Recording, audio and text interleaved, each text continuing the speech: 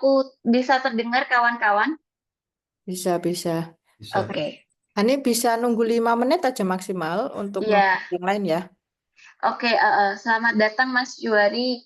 Kita akan nunggu 5 menit lagi ya teman-teman. Sambil teman-teman yang lain mohon diingetin teman-teman untuk segera masuk ke dalam Zoom. Kayak gitu.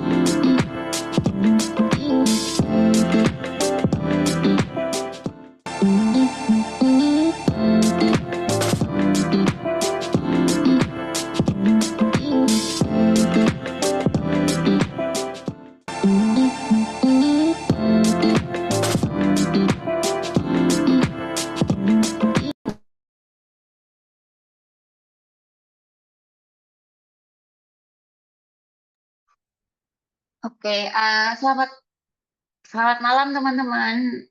Bagaimana kabarnya? Semoga teman-teman dalam kondisi yang sehat-sehat saja ya, termasuk kalau melihat dari berita-berita bahwa sedang terjadi typhoon yang super typhoon yang melanda daerah di Taiwan dan juga Macau dan yang ada di Hong Kong. Kami berharap dan berdoa semoga kawan-kawan yang ada di Hong Kong, Macau, dan Taiwan dalam kondisi yang baik-baik saja, kayak gitu. Dan terima kasih atas kesediaan teman-teman pada malam hari ini bergabung bersama kita di forum malam ini ya, forum membedah tantangan advokasi dan pemenuhan hak pekerja migran Indonesia. Jadi forum malam ini merupakan inisiasi dari Beranda Migran dan Mitra Wacana. Jadi perkenalkan saya Haninda Tristi, bisa dipanggil Hani, yang juga bagian dari Beranda Migran. Beranda Migran itu merupakan sebuah lembaga yang berdiri di tahun 2022. Kita memang berkomitmen untuk mendukung pemberdayaan pekerja migran dan juga keluarga migran serta gerakan migran gerakan pekerja migran Indonesia. Nah, bersama dengan kita menginisiasi program ini ada Mitra Wacana. Teman-teman Mitra Wacana ini berbasis di Yogyakarta, sama kayak Beranda Migran juga kantornya di Yogyakarta. Nah, Mitra Wacana ini tuh didirikan tahun 1996 dan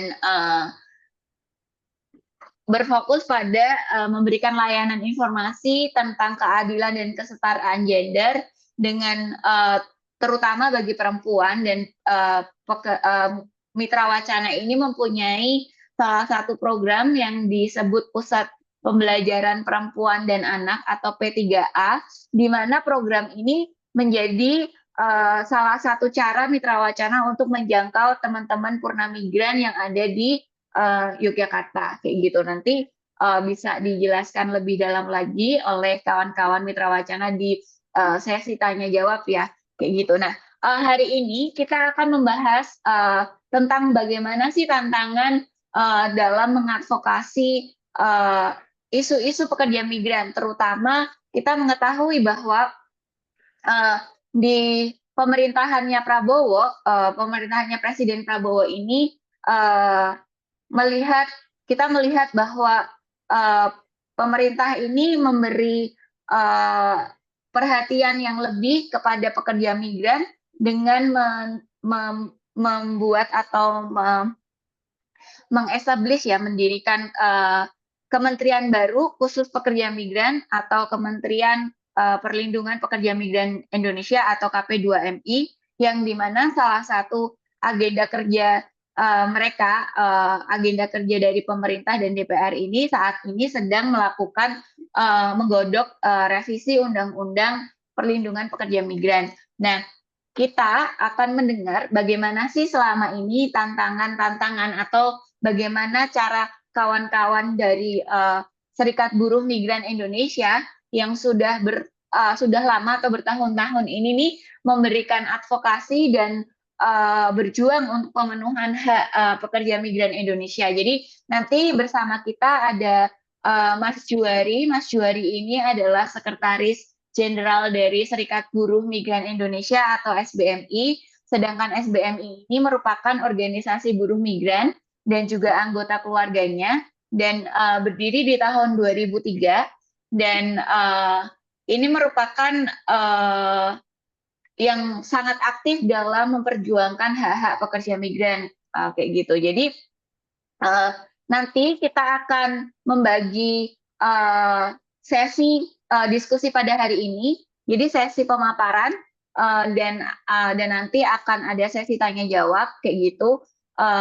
Untuk tanpa mengurangi banyak waktu, saya akan mengundang Mas Juari untuk langsung memaparkan materinya. Kim, boleh tahu berapa menit ya, Kim? Hmm, mungkin 15-20 menitan cukup, Kak. Ya, Oke, sisanya biar oke. lebih interaktif. Jadi Mas Juari nanti akan ada sekitar waktu 20 menit untuk memaparkan materi. Nanti kita bisa lanjut lagi di sesi selanjutnya, sesi tanya jawab. Jadi teman-teman yang misalnya punya pertanyaan bisa langsung apa sih namanya, ditulis dulu di chat box atau disimpan dulu. Nanti kita akan bahas di sesi tanya jawab. Sebelum kita mulai, saya mau kasih pengumuman bahwa kegiatan pada hari ini akan ditayangkan langsung juga di Facebooknya Beranda Migran. Jadi buat teman-teman yang belum apa sih namanya, uh, belum follow atau belum add Beranda Migran, Facebooknya bisa di add dulu supaya bisa mengetahui update terkini tentang apa yang dikerjakan oleh Beranda Migran. Dan juga kita mempunyai channel, teman-teman dari Beranda Migran sudah memberikan linknya di chat box, itu channel WhatsApp.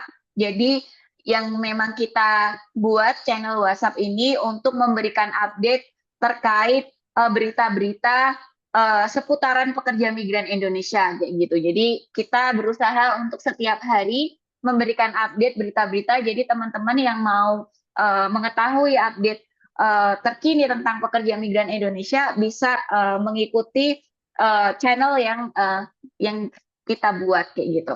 Nah, kita langsung saja. Saya mau mengundang Mas Juari untuk presentasi. Mas Juari, apakah sudah siap, Mas?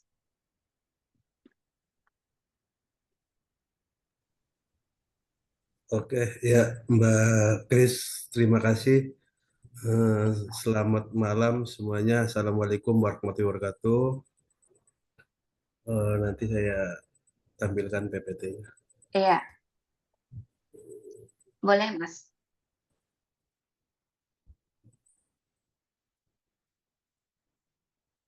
Oke.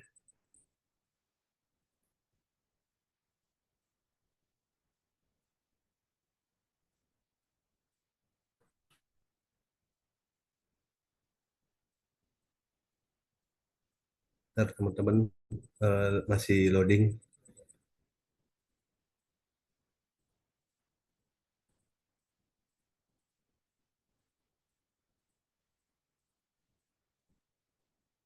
Oke, sambil nunggu PowerPoint-nya, teman-teman bisa join channelnya Beranda Migran. Itu ada di chat yang sudah dikirim oleh kawan-kawan Beranda Migran, dan juga mungkin bisa follow sosial medianya Beranda Migran ya untuk mengetahui update beberapa kegiatan yang akan atau dilakukan oleh Beranda Migran kayak gitu, dan informasi-informasi terkini. Belum kelihatan ya? Sudah kelihatan, Mas, tapi yang terlihat bukan PowerPoint-nya. Mungkin dibuka dulu PowerPoint-nya, terus nanti Iya, iya, coba bentar. di-share ulang gitu, Mas. Oke, oke. Kalau misalnya, kalau enggak, kita juga bisa membantu nge-share PowerPoint-nya kayak gitu. Boleh kalau bisa dari Oke, panitia aja. teman-teman panitia bisa bantu untuk share. Mas Juari ada perubahan, jadi waktunya ada sekitar 45 menit untuk pemaparannya. Oke, terima kasih. Mm-mm.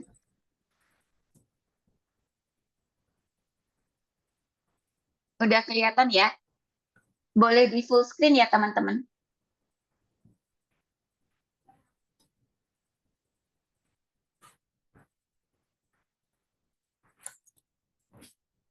Baik, terima kasih teman-teman semuanya. Ini PPT terkait tentang tadi peran serikat ya dalam mengadvokasi pemenuhan hak pekerja migran. Suara saya terdengar dengan jelas kan, teman-teman? Iya, iya, sangat jelas, Mas. Oke, lanjut ke slide yang kedua.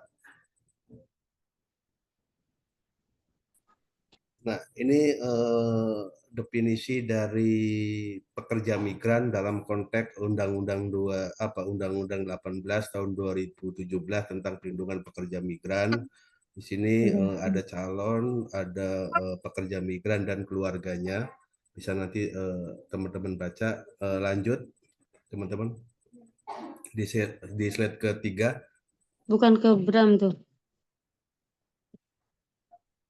Halo, ke slide ketiga, teman-teman. Next, Will.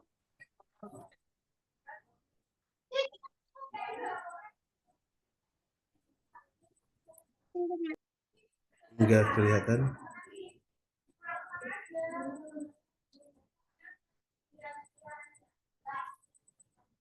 Oke, ya ini terkait tentang di Undang-Undang 18 pasal 4 tentang perlindungan pekerja migran. Di sini di ayat 1 pekerja migran ini, pekerja migran apa saja? Yang pertama, pekerja migran yang bekerja pada pemberi kerja berbadan hukum.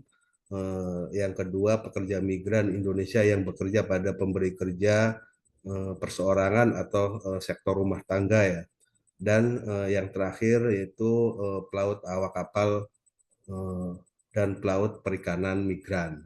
Nah, ini yang di ayat keduanya, ini yang tidak termasuk sebagai kategori pekerja migran. Yang pertama, warga negara Indonesia yang dikirim atau dipekerjakan oleh badan internasional atau oleh internasional atau oleh negara di luar wilayahnya untuk menjalankan tugas resmi, terus pelajar dan peserta pelatihan di luar negeri.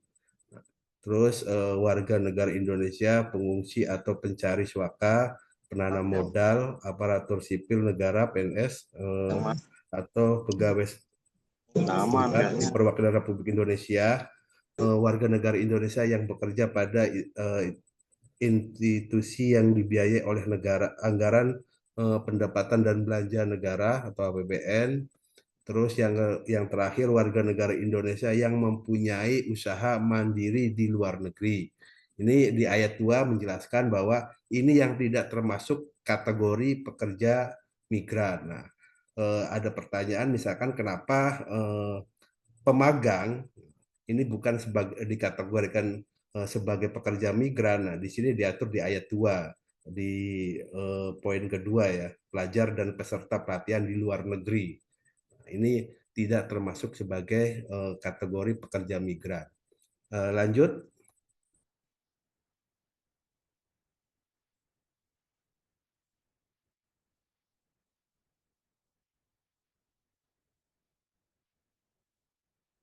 Ini sebagai persyaratan di pasal 5, ini sebagai persyaratan apa saja sih persyaratan menjadi pekerja migran. Di pasal 5, setiap pekerja migran Indonesia yang akan bekerja ke luar negeri harus memenuhi persyaratan. Ini berusia minimal 18, memiliki kompetensi, sehat jasmani dan rohani, terdaftar dan memiliki nomor kepesertaan jaminan sosial, dan memiliki dokumen lengkap yang dipersyaratkan. Dokumen lengkap yang dipersyaratkan itu apa saja? Nah, ini diatur di penjelasannya diatur di pasal 13. Di pasal 13 di sini ada surat keterangan status perkawinan, surat keterangan izin suami dan lain-lain, termasuk di sini ada visa kerja, perjanjian penempatan dan perjanjian kerja. Ini dokumen yang sebagai syarat menjadi pekerja migran. Lanjut.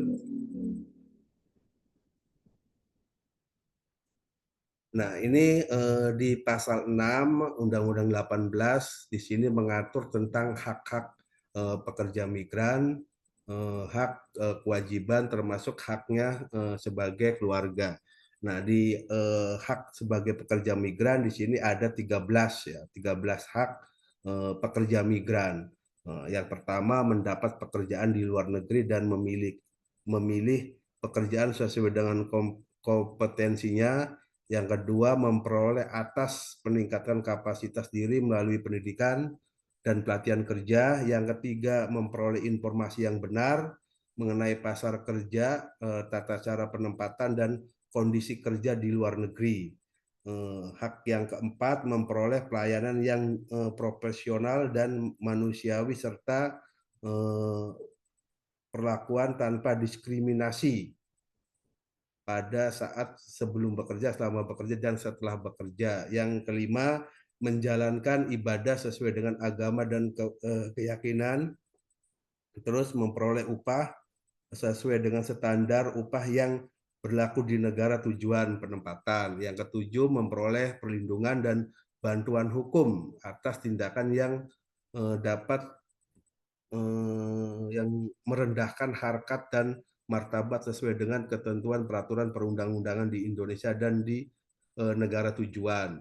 Nah, yang kedelapan, memperoleh penjelasan mengenai hak dan kewajiban sebagai pekerja migran yang tertuang dalam perjanjian kerja. Yang hak yang ke-9, memperoleh akses berkomunikasi. Yang 10, menguasai dokumen perjalanan selama bekerja. Yang ke-11, berserikat dan berkumpul. Nah, di sini juga diatur sebagai hak pekerja migran ya. Yang ke-12, memperoleh jaminan perlindungan keselamatan dan keamanan kepulangan pekerja migran Indonesia ke daerah asal. Nah, terus yang hak yang terakhir, memperoleh dokumen dan perjanjian kerja calon pekerja migran Indonesia dan atau pekerja migran Indonesia, memperoleh dokumen perjanjian kerja. Nah, ini di dalam Undang-Undang 13 sebenarnya sudah diatur hak-haknya ya, ada 13 hak. Terus terkait tentang kewajiban hanya 4 kewajiban. Nah, di sini juga ada diatur juga haknya sebagai keluarga pekerja migran. Nah, haknya keluarga pekerja migran memperoleh informasi mengenai informasi masalah dan kepulangan pekerja migran Indonesia. Yang kedua, menerima seluruh harta benda. Nah, ketika meninggal dunia, memperoleh salinan ya. Yang ketiga nih, memperoleh salinan dokumen dan perjanjian kerja calon pekerja migran dan pekerja migran dan atau pekerja migran. Yang terakhir, hak yang dimiliki oleh keluarga, memperoleh akses berkomunikasi. Itu terkait tentang hak sebagai pekerja migran dan keluarganya. Termasuk di sini juga ada kewajibannya ya. Kewajibannya ada 4 poin. Lanjut.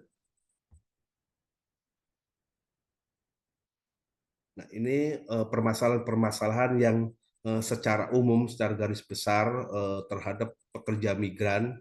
Nah, yang pertama, minimnya akses informasi.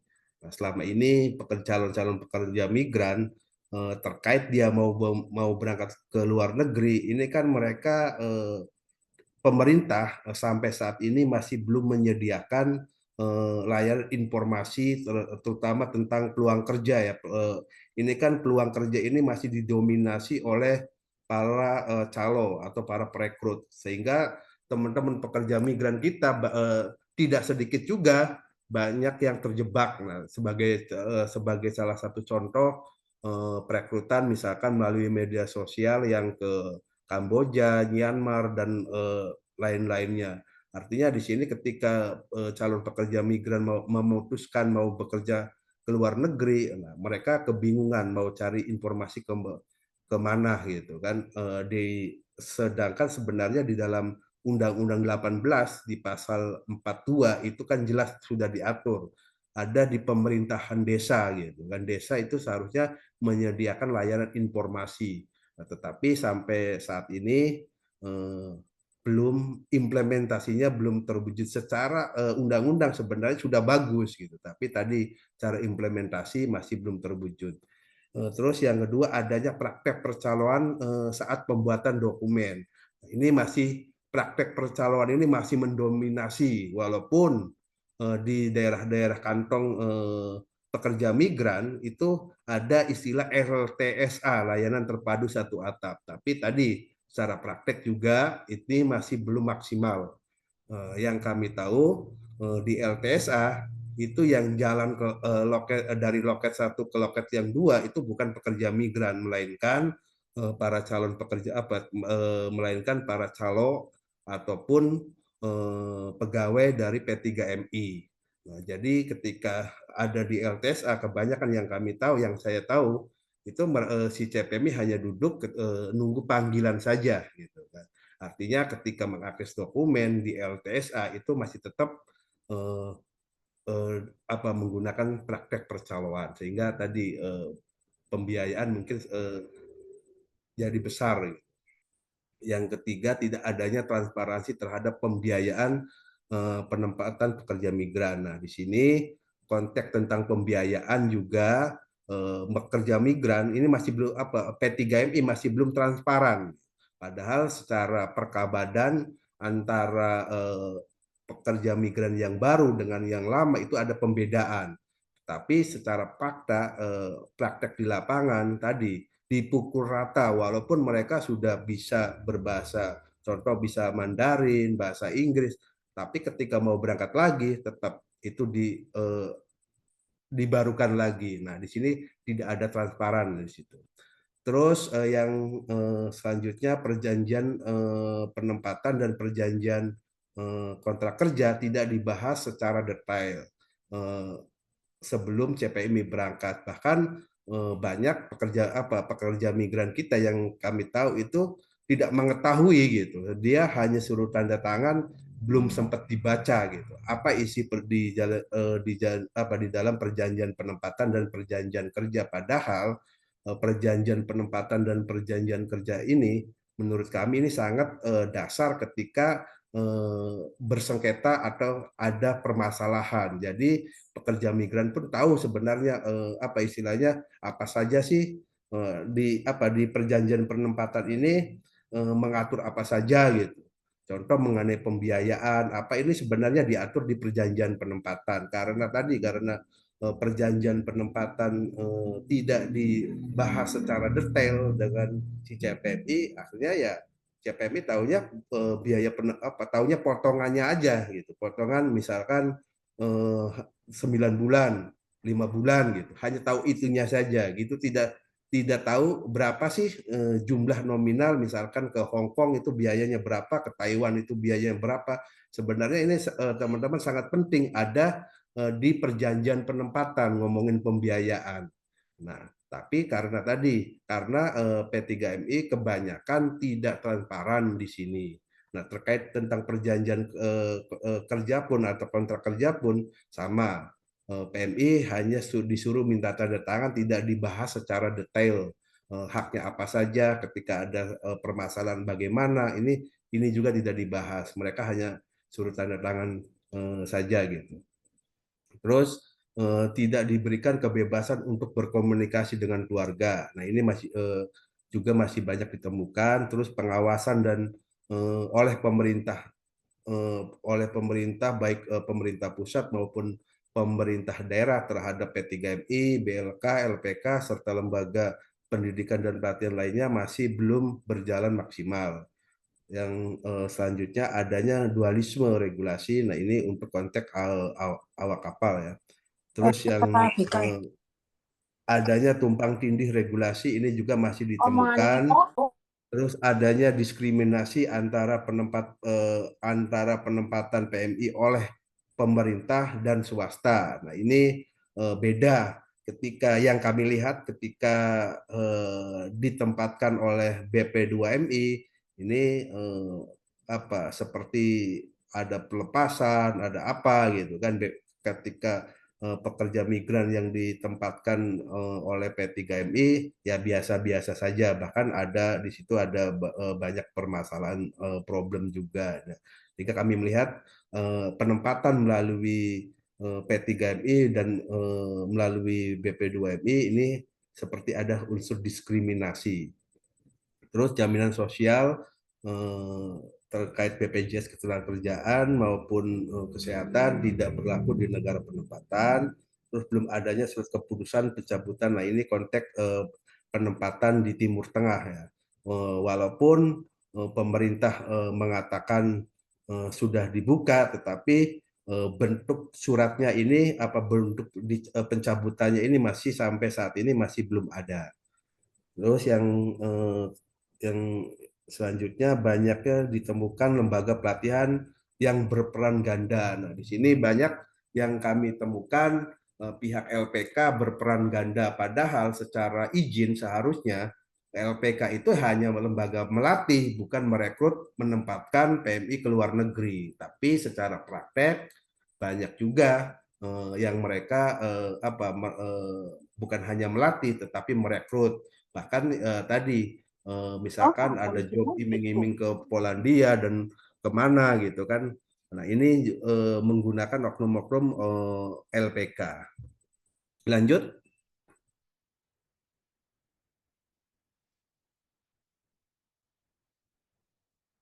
Nah, ini permasalahan tadi secara umumnya. Nah, ini secara khususnya. Di sini ada permasalahan penipuan, pemalsuan dokumen, kondisi penampungan yang tidak layak, kejahatan hutang, kekerasan fisik, dan lain-lainnya.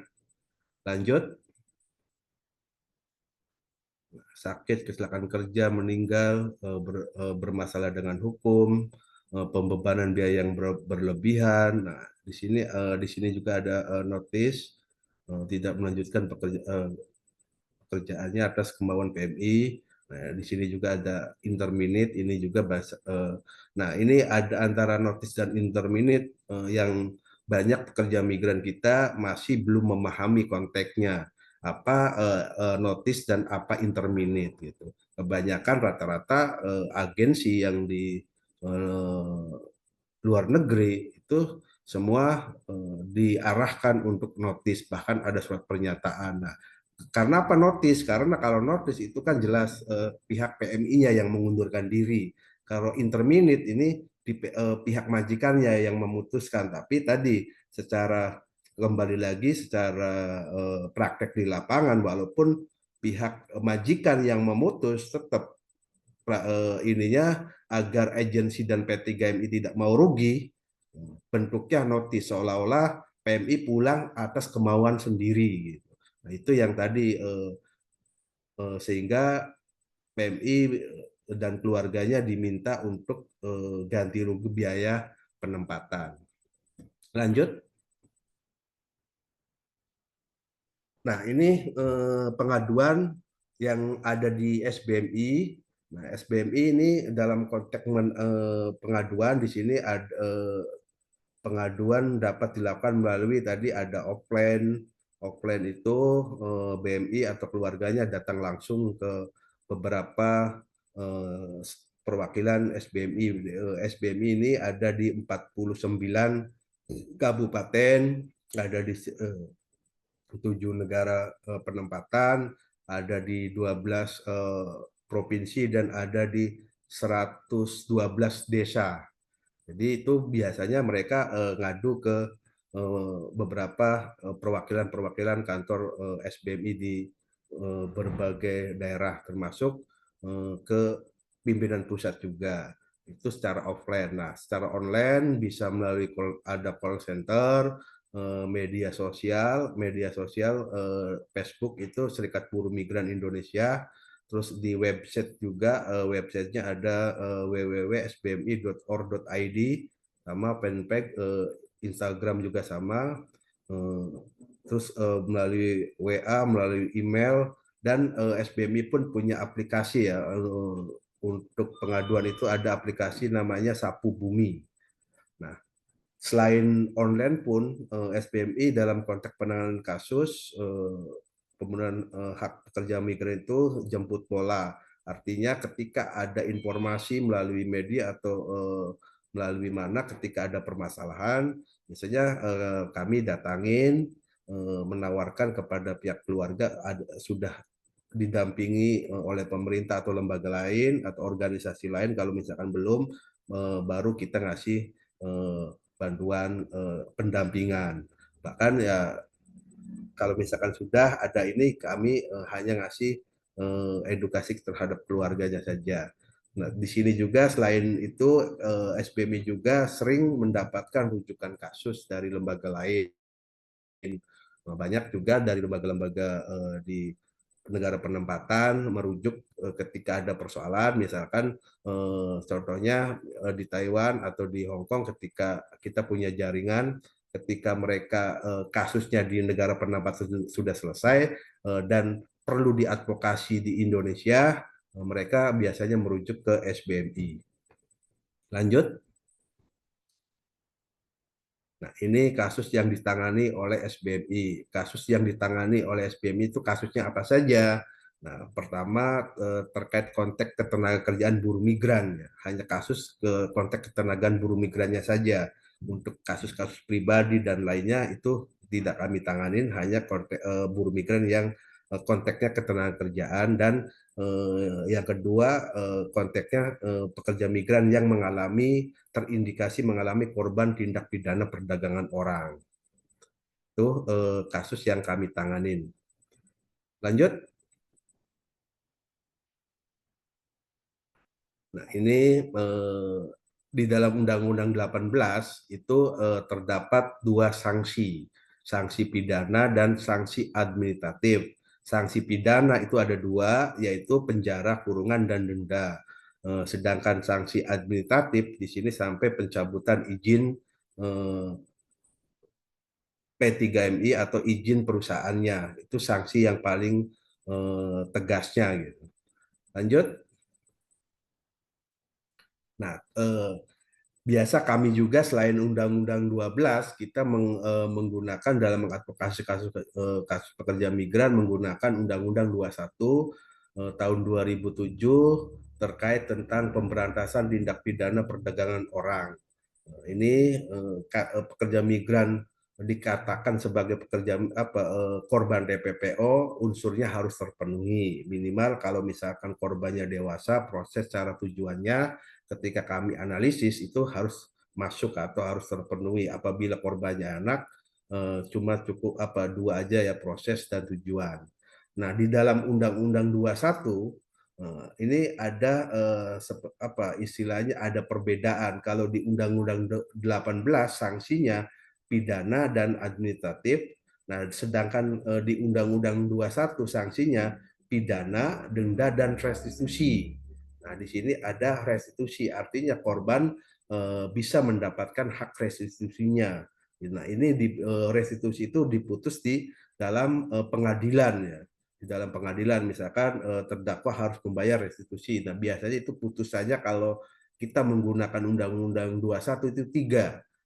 Pidana, kurungan berapa tahun, dendanya berapa, termasuk harus membayar restitusi berapa. Restitusi ini pelaku membayar ke korban. Nah, itu ini diputus biasanya di pengadilan. Lanjut. Ini alur proses penanganan kasus yang ada di SBMI. Kami pun ini tertuang dalam SOP, ya. Di SOP SBMI ada alurnya seperti ini. Jadi dari mulai pengaduan, ada konsultasi sebelum kita tangani, kita menyampaikan SOP di SBMI seperti apa saja yang harus dilakukan oleh kedua belah pihak, misalkan antara SBMI dengan keluarga maupun pekerja migran. Ini di tahap konsultasi. Apabila mereka sepakat, termasuk kami juga setiap penanganan kasus itu menanyakan kasusnya sudah pernah mengadu ke lembaga lain atau belum gitu. Kalau misalkan sudah, itu biasanya kita menyarankan kalau mau ditangani oleh SBMI adanya cabut kuasa. Kalau misalkan dia masih tetap di sana, nah kita seperti apa gitu. Nah, kita ada di konsultasi ini. Nah, setelah kalau misalkan kita sudah menyampaikan tadi SOP dan lain-lain, misalkan korbannya atau pihak keluarga tidak sepakat, berarti tidak dilanjutkan. Tapi kalau misalkan sepakat, maka prosesnya dilanjut. Ketika proses lanjut yang kita dampingin, ini teman-teman di Caseworker SBMI membuat surat kuasa, terus mengisi pom pengaduan. Ya, di pom pengaduan ini ada kronologis dan lain-lain. Terus kita juga menanyakan dokumen yang ada, salinan dokumen yang ada di keluarga maupun pekerja migran itu apa saja, kita tanyakan. Setelah itu baru kita menganalisis dan mengidentifikasi jenis permasalahannya. Nah, setelah itu kita juga menanyakan tuntutan dari korban itu apa, pengennya apa, misalkan pemenuhan hak, gaji, dan lain-lain. Nah, itu setelah itu baru kita menentukan strategi. Nah, di dalam strategi itu ada litigasi maupun non litigasi. Nah, untuk non litigasi tadi karena P3MI itu kan ada misalkan ada sanksi administrasi maupun misalkan ada dalam tahapan proses pencairan deposito. Apabila misalkan pekerja migran kita yang tidak dibayar gajinya di luar negeri terus dia sudah pulang, kalau bukti-buktinya lengkap, nah P3MI-nya bisa kami tuntut untuk membayarkan walaupun tadi PMI-nya sudah ada di Indonesia gitu. Kita bisa karena setiap P3MI kalau punya SIP 3MI itu kan ada deposit ya 1,5 miliar. Nah, apabila kasus tersebut misalkan terindikasi pidana dan korban mau pihak PMI mau prosesnya lanjut ke litigasi, ini kita juga bisa ke arah litigasi. Setelah itu setelah ada pengaduan dan kita bukan hanya sekedar mengadu, termasuk kasus-kasus yang kami adukan kami selalu dikawal ya. Misalkan kasusnya mandeg, ketika kita mandeg di BP2MI atau di Kemenaker dulu, nah kita ketika kita tanya ketika tidak ada update-nya, kita melayangkan audiensi langsung sama pimpinannya gitu. Nah di audiensi baru biasanya ada update kasusnya. Nah, pokoknya kasusnya kalau misalkan mentok juga baru kita bisa mengadukan ke lembaga pengawas. Di lembaga pengawas ada inspektorat misalkan di dalam kementerian, ada juga di sini ombudsman. Bisa juga kita mengadukan kasus ini ke Komnas HAM dan lain-lain. Nah, paling terakhir itu karena kita serikat, maka kita menggunakan jurus terakhir yaitu aksi massa gitu. Karena SBMI sebagai organisasi serikat, maka kami biasanya ketika ada kasus-kasus yang mandeg, ya kita aksi. Misalkan kita pernah juga aksi di beberapa kantor kepolisian agar kasusnya itu berjalan. Tuh ini alur yang ada di kami di SBMI. Lanjut.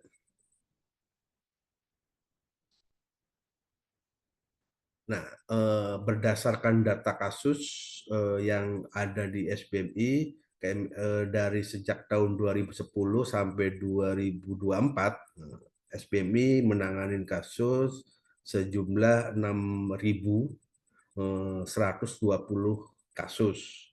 Nah, di sini laki-laki sekitar 2.900 berdasarkan gender ya, laki-laki sekitar 2.966, perempuan 3.154. Nah, ini berdasarkan jenis kelamin. Ini berdasarkan tahunnya ada. Lanjut. Ini berdasarkan pekerjaan dan permasalahan. Nah, berdasarkan jenis pekerjaan, di sini yang terbanyak sektor PRT. Ini hampir ada 2.688 kasus. Adapun yang nomor kedua yaitu di sektor AKP, awak kapal perikanan ini, ABK. Ini jumlah kasusnya kedua. Terus ada buruh pabrik, konstruksi, termasuk online scam. Ini adapun berdasarkan permasalahan, memang yang pertama itu kebanyakan terindikasi tindak pidana perdagangan orang, terus gaji tidak dibayar, gagal diberangkatkan, ada PHK sepihak, terus meninggal dunia juga, terus jenis kasus yang terakhir jenis kasus lainnya atau semua kasus nah di sini gabungan. Lanjut. Nah, berdasarkan negara penempatan dan provinsi asal pekerja migran, nah, di sini memang terbanyak itu masih Arab Saudi, yang kedua Malaysia, ada Taiwan, ada juga Singapura, Hong Kong, dan negara lainnya.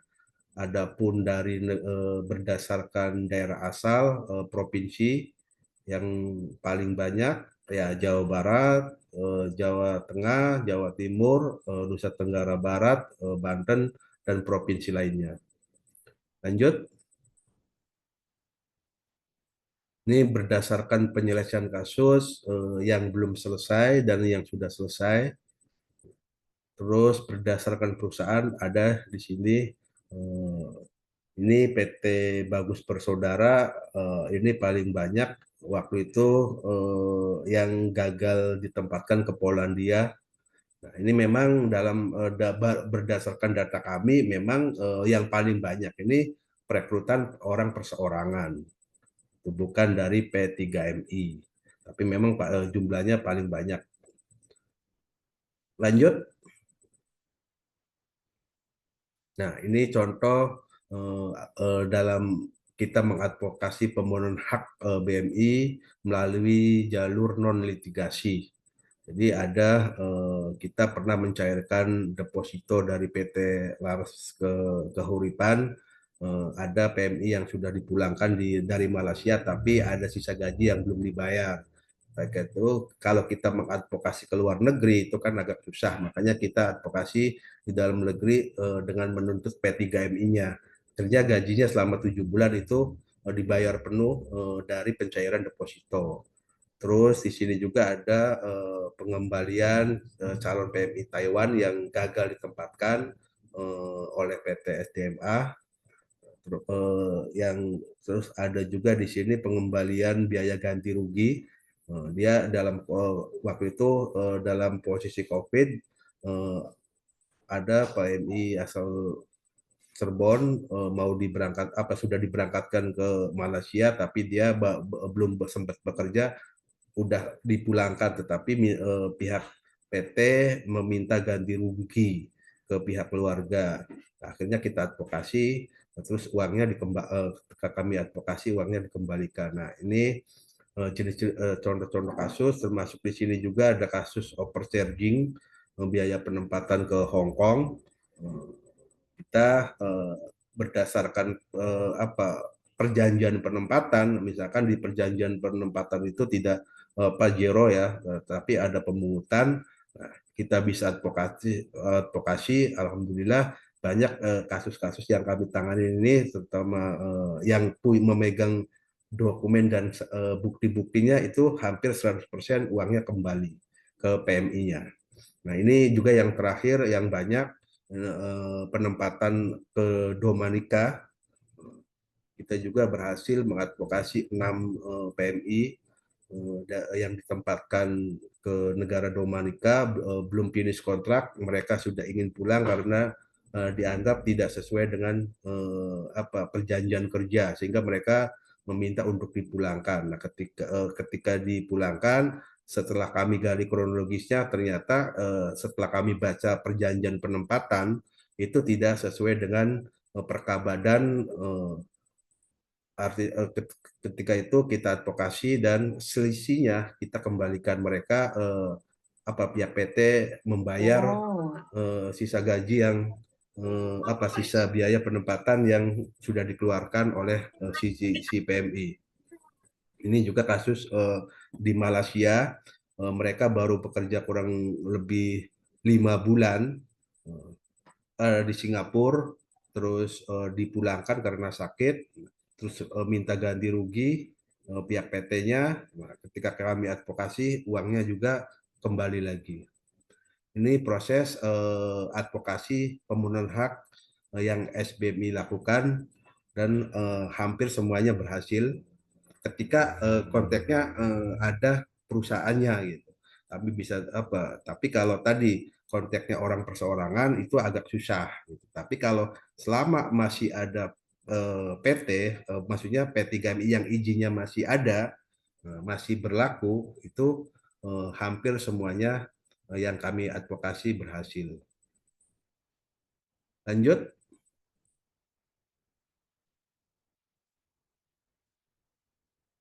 Nah, ini contoh advokasi kasus melalui litigasi, artinya prosesnya ke pengadilan. Banyak yang sudah kami advokasi, banyak perekrut yang sudah masuk tahanan gitu. Ini posisinya yang kami tampilkan ini sudah ingkrah di pengadilan negeri ya. Ini memang dari data yang ada ketika kita ketika proses litigasi, memang kebanyakan kita menggunakan undang-undang TPPO bukan undang-undang 18. Undang-undang TPPO-nya yang kebanyakan kami kejar gitu. Karena apa? Karena tadi di slide awal itu sudah kami jelaskan kalau misalkan di Undang-Undang 18 itu tidak ada sanksi minimal, adanya maksimal gitu. Nah, sedangkan di Undang-Undang TPPO ini di dalam Undang-Undang TPPO diatur minimal 3 tahun, maksimalnya juga ada maksimal 15 tahun, minimal 3 tahun. Artinya ketika kita dorong menggunakan Undang-Undang TPPO dan unsurnya sudah terpenuhi, nah, minimal pelakunya itu diponis 3 tahun minimal paling rendah-rendahnya. Tapi kalau kita menggunakan undang-undang TPP undang-undang 18, nah itu banyak juga yang diputus hanya 8 bulan, 7 bulan gitu.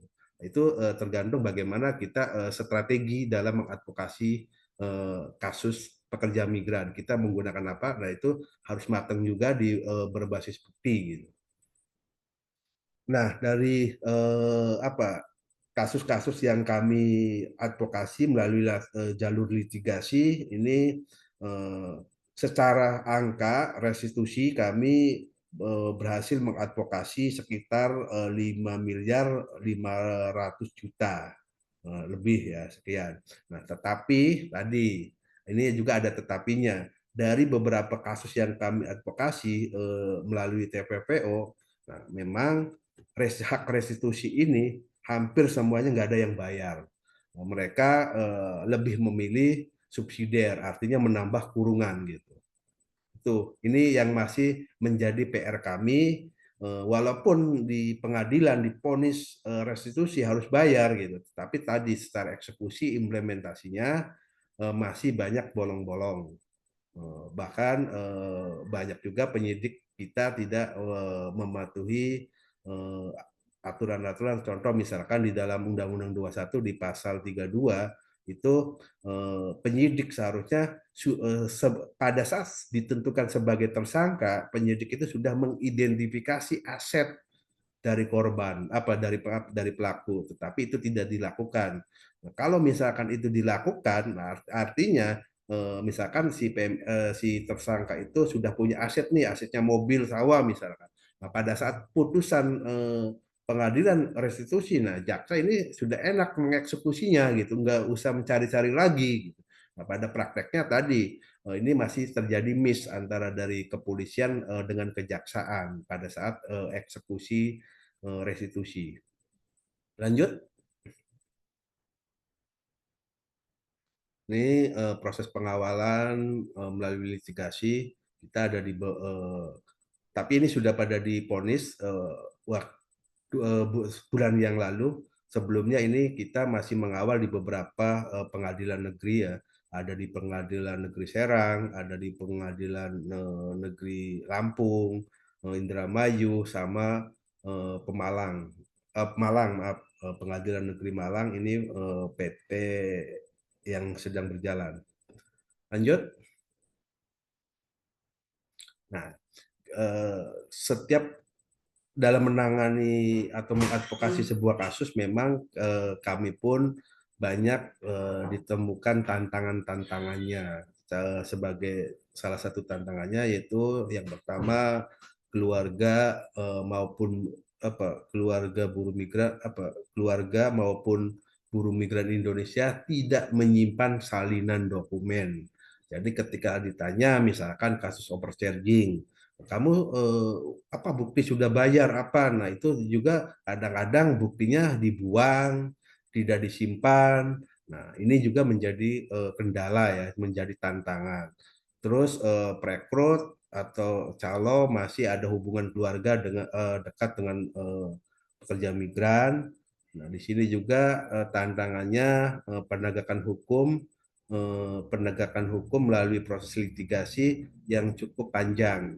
serta hanya perekrut di daerah. Nah, ini juga menjadi catatan besar ya ketika kita mau membongkar kasus TPPO dari yang tadi yang slide ini apa yang tadi kami tampilkan, memang kebanyakan yang terkena itu hanya perekrut-perekrut di daerah. Sedangkan aktor-aktor di nasional, nah, itu pihak polisi masih belum mengembangkan ke arah situ gitu. Walaupun misalkan sudah disebutkan bahwa dia ditampung misalkan di Jakarta di ini, nah itu tidak dikejar juga. Jadi ketika sudah ada tersangka, mungkin polisi ya mandek di perekrut di daerah gitu. Belum belum sampai ada pengembangan. Nah, ini juga menjadi catatan menjadi kendala mungkin itu sebagai menjadi tantangan kami dalam mengadvokasi kasus. Terus banyaknya PMI yang belum memahami tadi perbedaan antara notis dan intermediate. Nah, ini masih kami juga ketika ada pekerja migran dari Hong Kong, dari Singapura, Taiwan, ketika tanya apa notice, apa intermediate, ini masih mereka masih belum paham konteksnya. Terus masih ditemukan pegawai pemerintah, nah ini tenaga kerja, ini yang sangat lucu ya. Jadi pemerintah sendiri ketika masih banyak yang kami temukan belum paham konteks isu. Jadi ketika kita mau mediasi, ketika mau menyelesaikan kasus, nah itu apa yang digunakan, misalkan undang-undang atau perka apa-apa, mereka masih belum ini. Jadi mereka hanya, wah ini kan PT sudah bayar, PT udah ini. Nah, jadi tidak keberpihakan terhadap korbannya ini masih masih ya kami anggap masih kurang lah. Tuh. Terus masih ditemukan apabila buruh migran sudah pulang, nah tadi ini juga sulit untuk menurut hak-haknya di luar negeri. Terus akses ke KBRI, KJRI masih dirasa sulit. Ini juga menjadi tantangan. Lanjut.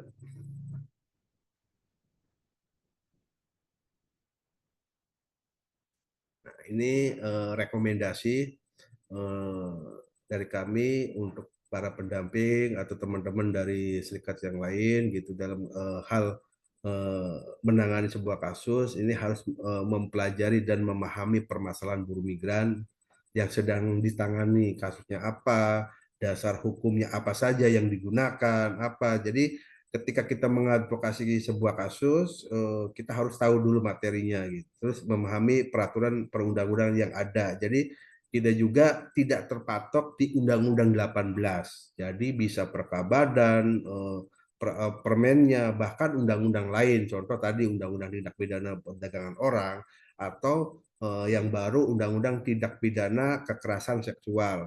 Nah, ini juga untuk calon pekerja migran ketika pada saat di penampungan, nah itu kan banyak tuh dipaksa untuk menggunakan istilahnya disuntik KB gitu kan, menggunakan alat kontrasepsi ya, melalui suntik KB. Nah itu sebenarnya bentuk kekerasan seksual gitu. Di Undang-Undang Nomor 12 Undang-Undang Tindak Pidana Kekerasan Seksual di pasal 8 itu mengatur itu ada sanksinya. Kalau misalkan cacat permanen itu bisa dituntut sampai 8 tahun gitu. Itu bisa menjadi rujukan juga. Jadi undang-undang yang lain bisa kita gunakan mana yang kira-kira sanksinya lebih besar. Kan contoh undang-undang KUHP terkait tentang misalkan ada unsur penipuan nih, misalkan gagal berangkat karena ditipu. Nah, itu kami jarang menggunakan 378. Karena apa? Karena 378 sanksinya itu ringan gitu. Maka kita biasanya menggunakan Undang-Undang 21 atau Undang-Undang 18 tentang terkait tentang perekrutan unprocedural gitu. Tapi kita tidak menggunakan penipuannya gitu. Terus semua proses penanganan itu harus didokumentasikan. Misalkan kita sudah bersurat kemana. Nah ini prosesnya harus didokumentasikan. Terus yang terakhir tidak boleh membuat keputusan sepihak atau ini harus juga koordinasi dengan korban, walaupun misalkan terindikasi ada unsur pidana tapi korban udahlah yang penting kita haknya misalkan gajinya aja yang dibayar, misalkan kita pidananya nggak usah. Nah itu harus ada koordinasi antara pendamping dengan korban. Oke, lanjut. Oke, terima kasih. Ya, mungkin presentasi saya cukup. Nanti bisa lebih dalamnya kita saling sharing. Boleh, barangkali ada pertanyaan. Silakan, teman-teman. Oke, Terima terima kasih, kasih Mas. Terima kasih Mas Juwari telah memberikan pemaparan yang cukup komprehensif ya tentang bagaimana selama ini SBMI membantu mendampingi teman-teman pekerja migran untuk mengadvokasi kasus, untuk mendampingi mereka untuk memperoleh haknya. Jadi memang tadi kalau dari data-data kasus yang ditangani oleh kawan-kawan dari SBMI, kita bisa mengetahui bahwa kebanyakan besar kasus-kasus itu berhubungan dengan TPPO, terus gaji yang tidak dibayar, pelanggaran hak ketenagakerjaan, terus juga ada overstay atau pelanggaran izin tinggal dan segala macam, overcharging, beban biaya penempatan yang berlebihan, penahanan dokumen, dan juga tadi pemalsuan dokumen serta jerat hutang gitu. Tapi dari catatan dari pengalaman SBMI ini sangat memberikan catatan yang cukup menarik bahwa Undang-Undang 18 ya, Undang-Undang 18 2017 itu atau Undang-Undang Perlindungan Pekerja Migran itu tuh masih jauh dikatakan memenuhi atau bisa mengakomodir pemenuhan hak dari kawan-kawan pekerja migran gitu. Jadi sebagai pendamping harus tetap istilahnya cerdik ya, strategis dalam kalau misalnya kita melihat ini tuh berhubungan dengan kasus pidana, bagaimana kasus ini diupayakan kayak gitu, menggunakan undang-undang TPPO atau menggunakan proses-proses litigasi yang lainnya kayak gitu. Jadi saya akan membuka sesi tanya jawab. Jadi teman-teman kalau misalnya ada yang mau bertanya boleh tanya langsung di chat atau boleh raise hand, nanti boleh langsung open mic kayak gitu. Ada Mbak Riris, satu, teman aku ambil 3 pertanyaan dulu ya. Kayak ada yang lain yang mau bertanya teman-teman?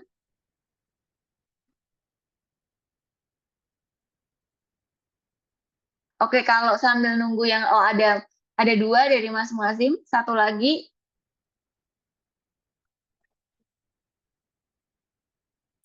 Oke, dari Beranda Migran. Ada 4. Berarti kita langsung tanya dulu dari Mbak Riris. Monggo Mbak Riris. Halo, baik, terima kasih, Mbak. Apa suara saya terdengar jelas? Ya, terdengar Kak. Oke, terima kasih. Ya, sebelumnya mungkin saya perkenalkan diri dulu ya. Saya Riris, saya dari Makassar, Sulawesi Selatan, tapi saya sebenarnya asalnya dari satu kabupaten di Sulawesi Selatan, yaitu Bulukumba, yang dimana kabupaten ini di Sulawesi Selatan salah satu kabupaten yang saat ini tertinggi gitu buruh migran yang ada di wilayah kawasan Indonesia Timur yang kemudian melintasi batas di Sabah dan Sarawak begitu. Dan dalam konteks ini sektor yang mereka kerja rata-rata adalah mereka bekerja di perkebunan kelapa sawit seperti itu. Dan mungkin ini kesempatan juga ya akhirnya ngobrol dengan teman-teman di SBMI terkait mungkin bagaimana melihat begitu ya dalam konteks buruh-buruh migran di perbatasan, terutama mereka yang bekerja di sektor perkebunan kelapa sawit, karena sampai hari ini kita menemukan ada banyak sekali kasus, bahkan di Bulukumba sendiri tuh hampir setiap hari ada pengaduan seperti itu, pengaduan yang masuk ke kami begitu terkait berbagai pelanggaran-pelanggaran yang mereka dapatkan di sisi kedua negara, tidak hanya di Malaysia tapi juga di Indonesia. Jadi yang paling ironisnya itu adalah mereka bisa terdampar menjadi stateless baik ketika mereka di Malaysia maupun pulang ke Indonesia. Baru hari ini tadi saya menangani lagi satu kasus yang dimana bapak dan istrinya ini pulang dari Sarawak, dia bekerja secara resmi begitu di Sarawak. Terus dalam satu momen dia sangat kebingungan karena dokumentasinya itu dipersulit di Capil gitu di sini gitu. Karena ternyata pada tahun 2020 melakukan perekaman oleh Kemenlu di waktu di Sarawak begitu. Dia tidak mengetahui data-datanya ternyata diubah gitu. Makanya pada saat dia mau pulang untuk rela untuk pulang mengurus dokumennya untuk kepentingan anaknya akan lanjut pendidikan sekolah gitu, datang ke Capil dia kebingungan karena alamat yang terdaftar domisilinya ada di Jakarta dan di daerah juga sangat-sangat diskriminatif begitu terhadap teman-teman buruh migran itu sendiri, sehingga sudah hampir 5 kali bolak-balik Capil ditolak untuk solusi, tidak diberikan solusi ya, salah satunya solusi harus ke Jakarta begitu. Bagaimana mungkin orang yang gaji yang tidak seberapa kemudian harus mengeluarkan biaya yang cukup tinggi untuk pulang kampung secara mandiri begitu. Bahkan kalau boleh kami bilang di Sulawesi Selatan ini sangat tinggi angka teman-teman pekerja migrannya sendiri, tapi sangat berjarak dengan negara gitu. Bahkan semalam saya ngobrol sama salah satu serikat buruh yang ada di Sabah yang memang fokus menangani menaungi teman-teman pekerja di perladangan. Beliau menyampaikan bahwa Indonesia ini agak unik begitu dalam sisi perekrutannya karena mereka tuh saat ini fokus untuk melakukan perekrutan dari wilayah Lombok untuk mengisi sektor perkebunan sawit yang ada di Sabah. Sementara yang dari Sulawesi ditolak. Setelah kita ngobrol menelisik itu ternyata pakai sistem agensi atau penempatan ini, kemudian itu ternyata masuk kalau boleh dibilang ada mainan juga di situ. Jadi dari pihak company atau perusahaan di Malaysia itu membayar cukup mahal ke agen sehingga banyak yang mereka bisa dapatkan. Nah, sementara orang-orang Sulawesi bekerja di sektor perkebunan sawit itu memang karena sudah ada terbangun kekerabatan dan juga secara kultural sudah sejak dulu orang-orang melintasi batas untuk bekerja di sana dan tinggal di sana, itu kemudian tidak terpakai lagi seperti itu karena tidak menguntungkan, dianggap tidak menguntungkan agensi karena rata-rata mereka bekerja dengan jalur alternatif atau jalur yang mereka sudah ini sendiri begitu infrastruktur migrasinya. Sehingga yang mungkin saya perlu menyampaikan juga kira-kira dari sisi teman-teman di SBMI, apakah pernah ada concern terhadap ini atau seperti apa? Karena kalau di wilayah Indonesia Timur itu sendiri memang kita melihat Sulawesi itu hampir 70% dan teman-teman di NTT 30% yang sebagian besar kerja di perkebunan sawit atau di perladangan itu di Sabah dan Sarawak itu gitu. Dan mostly mereka adalah undocumented seperti itu. Terima kasih. Oke, terima kasih Mbak Riris. Mungkin aku langsung ke penanya kedua dulu ya Mas Juarsi, atau mau dijawab dulu?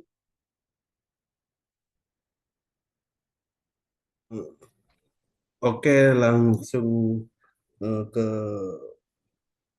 jadi terkait tentang dokumen ya. Ini terkait tentang dokumen memang kami kalau untuk advokasi dokumen misalkan dari Hong Kong bayi terus di sini butuh legalitas itu kami sering menangani, tetapi kalau yang tadi disebutkan kami belum pernah punya pengalaman seperti itu. Tapi untuk misalkan ada dokumen misalkan PMI yang pulang ke Indonesia tapi dia statusnya nggak ada gitu, misalkan dia tidak punya KTP, tidak punya akte, nah itu kami beberapa kali pernah mengadvokasi seperti itu. Misalkan membawa anak gitu kan. Nah, itu kami banyak pengalaman kasus itu, Mbak. Tapi kalau untuk yang tadi disebutkan, nah itu kami belum punya pengalaman. Itu sih, Mbak. Oke, jadi untuk yang terkait pendampingan BMI di perkebunan sawit, belum ada pengalaman, tapi dari SBMI sendiri sudah pernah membantu membantu pekerja migran dalam pengurusan dokumen di dalam negeri ya, Mas? Jadi kalau tadi sebenarnya ada teman-teman yang di Sabah, SBMI kan juga kebetulan ada di Sabah gitu kan.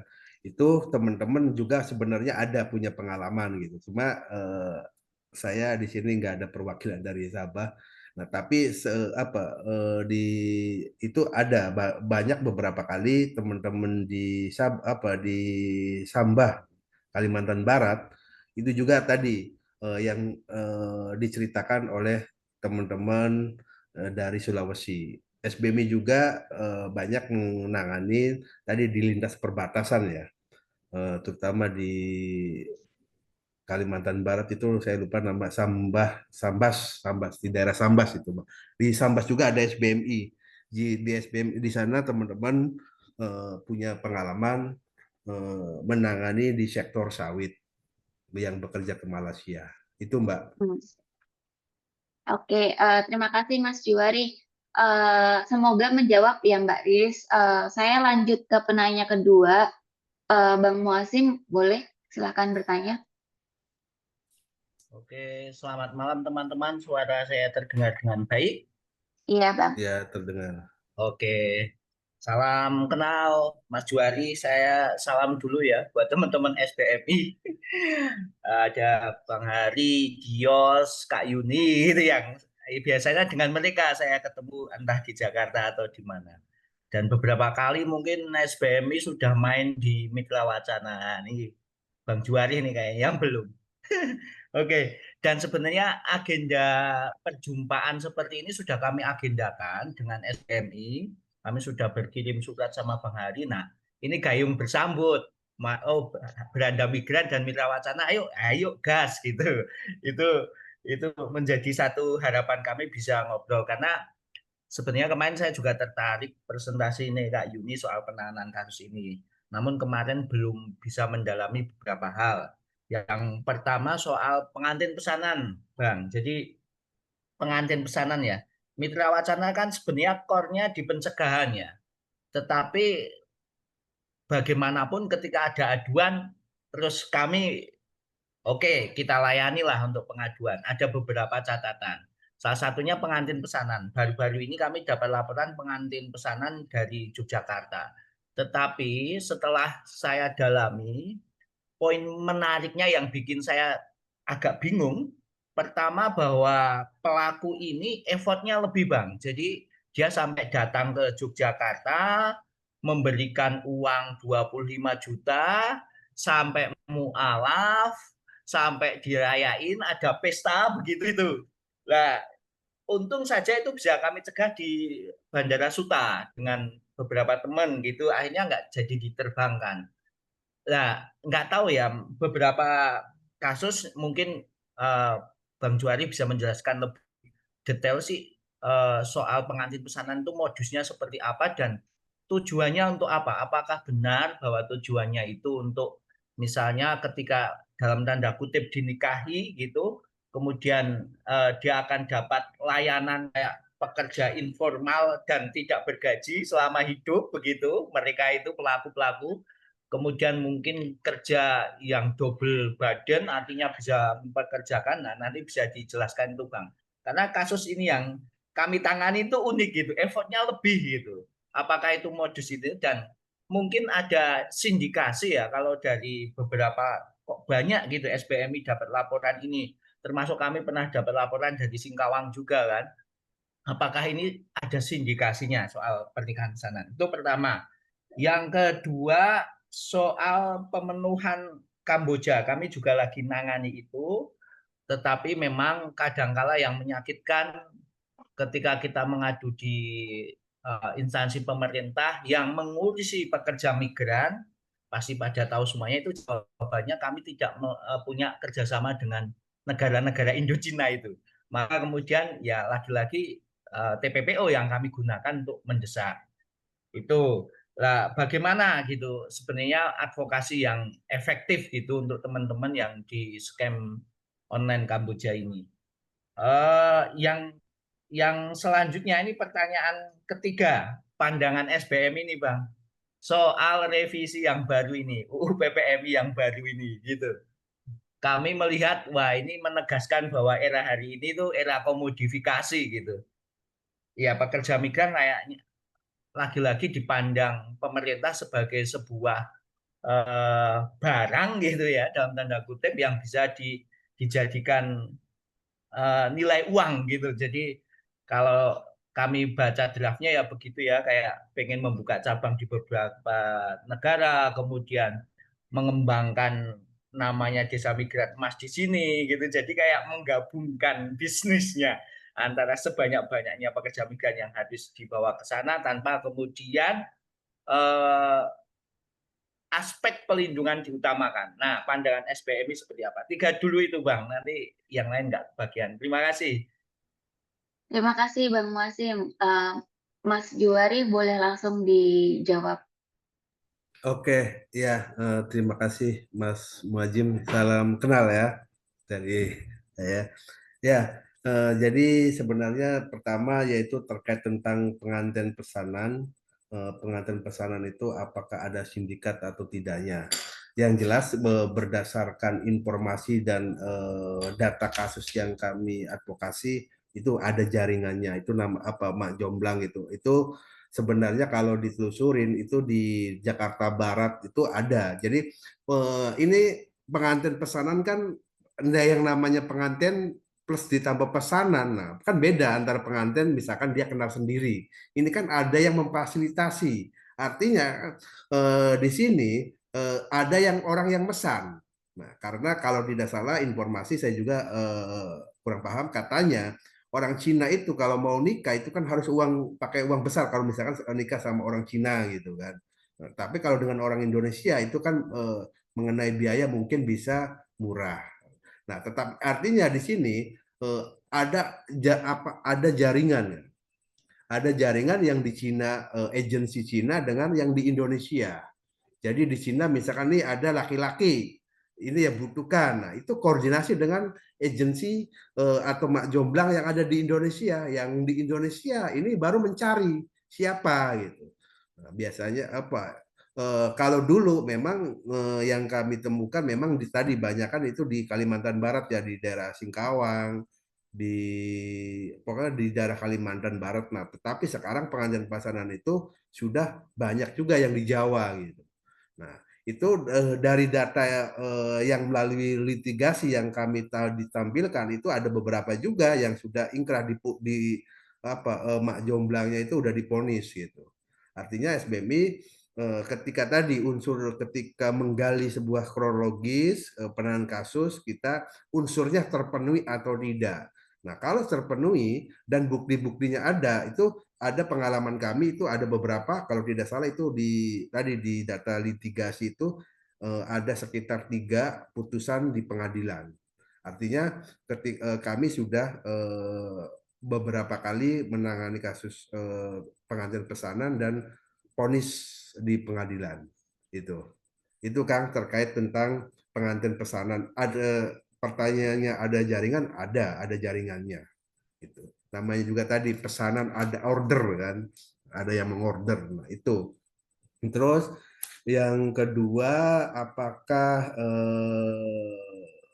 online scam ya? Di sini ngomongin online scam sama terkait online scam kami pun punya pengalaman juga beberapa kasus bahkan di tahun 2020 awal-awal baru online scam SBMI sudah menangani kasus online scam di tahun 2020 waktu itu karena tadi mungkin pihak polisi masih baru atau apa. Nah, di tahun 2020 itu di Pengadilan Negeri Tangerang Selatan itu menggunakan Undang-Undang 18 gitu. Padahal kami dorong ke Undang-Undang 21 tetapi vonisnya di Undang-Undang 18 maka vonisnya kalau tidak salah 1 tahun itu. Itu korbannya ada sekitar 74 orang ke Kamboja.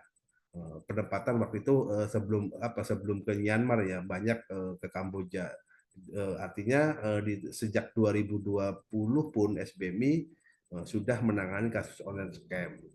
Nah, tadi memang online scam ini agak unik gitu. Kalau kita didorong sebagai pekerja gitu kan, tadi di Undang-Undang 18 kan di pasal 4 ayat 2 itu kan udah dikategorikan apa saja yang bukan sebagai pekerja migran gitu kan.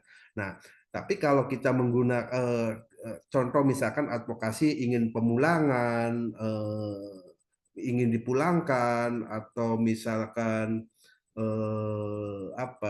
menuntut pihak perekrut, ya itu bisa kita menggunakan pakai Undang-Undang 21. Ini ngomongin strategi sebenarnya. Nah, teman-teman sebenarnya di luar negeri bermigrasi itu kan ada sebagai pekerja migran dan alasan lainnya. Nah, di SBMI pun ketika mengadvokasi misalkan pemulangan pekerja migran dari luar negeri, nah misalkan dia itu udah overstay, nah atau misalkan perekrutannya awalnya misalkan melalui turis atau apa. Nah, sebenarnya ada Undang-Undang Nomor 37 tahun 99. Nah, itu terkait tentang hubungan luar negeri dan diatur di peraturan teknisnya di Peraturan Menteri Luar Negeri Nomor 5 tahun 2018. Nah, itu ketika misalkan kita mau mengadvokasi tadi proses pemulangan atau yang sakit, kalau misalkan dia udah overstay misalkan kan kadang-kadang nih pemerintah melihat prosedur dan unprosedur legal atau ilegal gitu kan istilahnya. Nah, sebenarnya kami tidak sepakat. Manusia itu nggak ada yang legal ilegal gitu. Selama konteks warga negara Indonesia, perlindungan teman-teman itu harus dilindungi. Itu. Cuma tadi bagaimana kita sebagai pendamping memahami regulasinya gitu. Tadi ketika misalkan overstay, pekerja migran kita overstay, maka kita menggunakan undang-undang apa, pakai undang-undang apa. Nah, itu sebenarnya ngomongin di strategi penanganan kasusnya. Yang terakhir, pandangan SBMI terkait Undang-Undang 8 revisi ya. Tapi Undang-Undang 18 tadi, memang kita secara ini jarang menggunakan Undang-Undang 18, tetapi menurut kami sebenarnya secara norma secara teori itu Undang-Undang 18 itu udah sedikit bagus karena ada pembagian kewenangan ya antara pemerintah pusat, pemerintah daerah sampai tingkat pemerintahan desa. Cuma di tataran implementasinya ini yang masih masih kurang berjalan. Nah, tadi dengan adanya LTSA tujuannya sebenarnya untuk mempermudah pelayanan pengurusan dokumen dan lain-lain. Tapi tadi praktek pencaloannya itu masih mendominasi karena pekerja migran kita kebanyakan ketika mau memutuskan mau keluar negeri, nah itu yang pertama didatang kebanyakan calo gitu. Itu kebanyakannya. Jarang mereka tanya ke serikat, tanya ke dinas, itu jarang. Tapi ketika ada masalah baru yang dikejar kebanyakan serikat. Nah, tapi ketika dia mau berangkat, ya itu yang pasti yang didatangkan pertama itu tanya ke sponsor atau ke perekrut di daerah. Karena tadi sumber informasi padahal di dalam Undang-Undang 18 diatur kan di pasal 42 peran tugas dan kewenangan pemerintah desa itu apa saja gitu. Itu ada 5 tugasnya kalau tidak salah di pasal 42. Tapi itu masih belum berjalan. Nah, itu sehingga tadi yang menjadi permasalahan akses informasi. Ketika mau bekerja, si pekerja migran mau kemana cari informasinya gitu kan. Sedangkan informasi yang beredar sampai saat ini itu kan swasta, oknum-oknum yang tidak dipertanggungjawabkan di TikTok, di Facebook, di YouTube, di mana gitu. Itu kan kevalidannya yang tidak jelas gitu. Nah, seharusnya itu pemerintah gitu yang menyampaikan, misalkan di negara ini ada job sekian, ada job sekian, tapi itu secara praktek pemerintah masih belum berjalan. Itu pandangan kami sepakat dengan Kang tadi saya lupa. Nah, itu bahwa undang-undang yang revisi walaupun tadi ini masih digodok ya belum diputuskan, masih digodok revisi Undang-Undang 18 tadi. Yang dilihat memang ada sedikit menurut kami juga arahnya tadi seperti itu. Jadi untuk konsep perlindungannya itu masih sedikit lah, walaupun ada tapi masih sedikit. Itu sih Kang dari saya. Terima kasih. Terima kasih pertanyaannya Bang Muasim dan jawabannya Bang Juari. Kita masih ada 3 penanya, mungkin kita akan tanya semuanya langsung nanti bisa dijawab sekaligus gitu ya. Karena waktunya juga terbatas. Jadi mungkin Umi bisa bertanya dulu sambil aku mencatat juga. Oke, makasih Mbak Hani. Halo semuanya, saya Umi dari Beranda Migran. Sebelumnya terima kasih untuk Bang Juarih dari SBMI yang sudah menjelaskan tentang bagaimana pengalaman dari SBMI mendampingi kasus pekerja migran gitu. Nah, jadi tadi kan udah dijelasin tuh kalau misalnya untuk kasus-kasus kayak melalui jalur litigasi, khususnya mereka yang terjerat sebagai TPPO itu menggunakan UU TPPO, tapi nggak pakai Undang-Undang Nomor 18 karena ada pertimbangan-pertimbangan yang sudah dijelaskan tadi gitu. Tapi itu pun harus memenuhi unsur-unsur yang sudah ada gitu. Pertanyaannya adalah bagaimana kalau kondisi korban ini tidak memenuhi unsur-unsur tersebut? Karena kan biasanya korban itu juga sulit ya untuk membuktikan bahwa dia adalah korban TPPO gitu. Terus pertanyaan yang kedua itu kalau di SBMI itu bagaimana biasanya kayak pendampingan di daerah? Nah, sebenarnya kalau ada pertanyaan satu lagi, pertanyaan yang ketiga, tapi sepertinya sudah ditanya sama Mas Muazzin tadi tentang bagaimana sih SBMI ini dalam mendampingi kasus online scam. Jadi itu dulu. Terima kasih. Jadi pertanyaan yang terakhir tadi udah dijawab sama Bang Juari. Jadi ada 2 pertanyaan ya tentang alternatif kalau misalnya korban tidak bisa memenuhi atau bukti-bukti korban tidak memenuhi unsur TPPO dan bagaimana pengalaman SBMI melakukan pendampingan kasus di daerah kayak gitu. Ya, Oke, benar. thank you Umi. Lanjut ke Kak Nasa. Halo Kak Nasa. Oke. Ya, halo ya, baik, terima kasih Hani. Ya, perkenalkan teman-teman, nama saya Nasa, saya dari KOPMI, Koordinasi Purna Pekerja Migran Indonesia. Ya, selamat malam Bang Juari, sangat membantu sekali nih ya. Saya langsung saja ke pertanyaan, berhubung waktunya sangat singkat dan beberapa sudah ditanya sama teman-teman dan sudah dijawab, jadi saya beberapa saja, langsung saja ya Pak Juari. Saya di sini kan juga mendampingi kasus-kasus teman-teman ya, tidak hanya PMI tapi CPMI yang sering datang ke tempat saya, baik secara langsung ataupun melalui via WhatsApp. Nah, mereka CPMI yang menanyakan tentang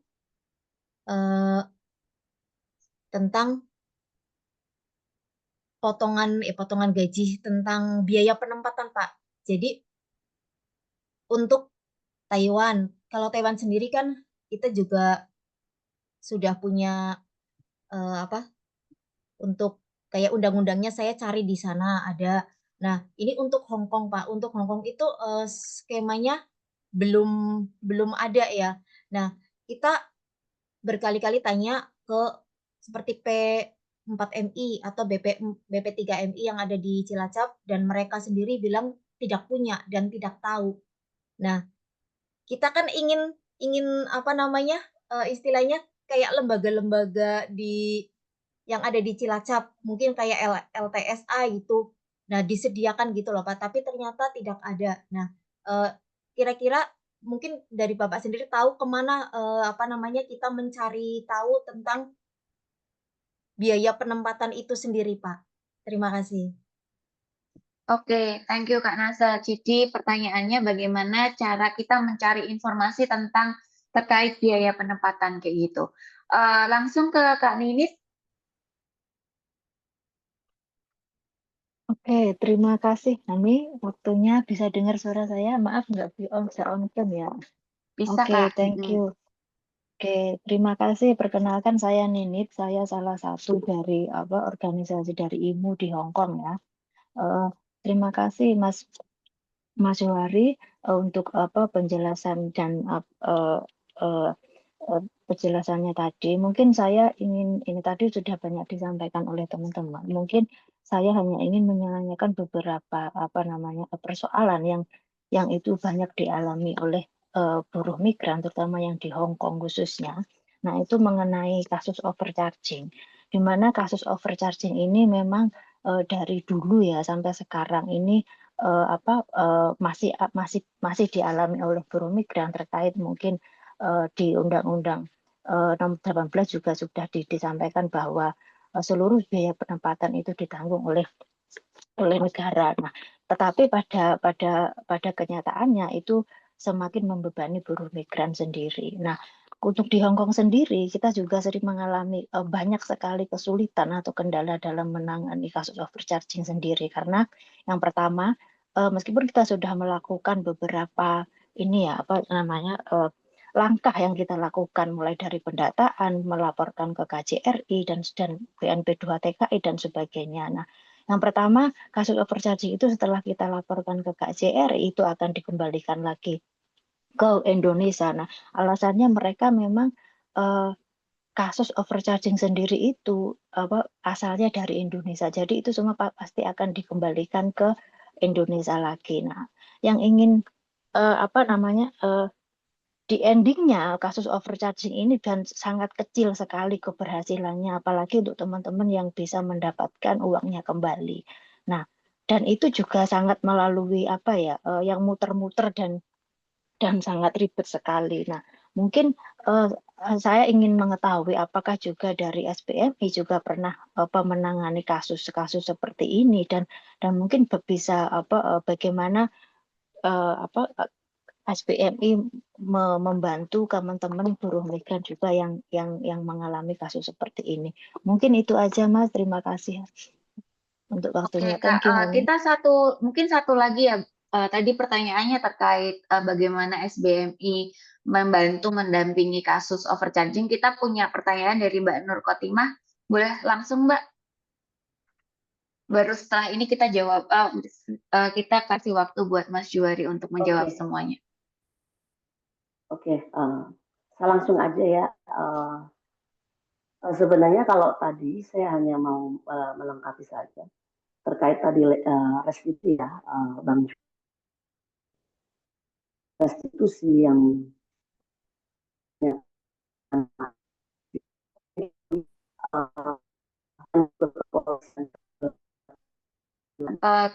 Kak Nur, suaranya keputus-putus Eva. Kak. Oh, oke. Bentar, ini dulu. Apakah suara saya? Iya, ya, oke. Oke, sip.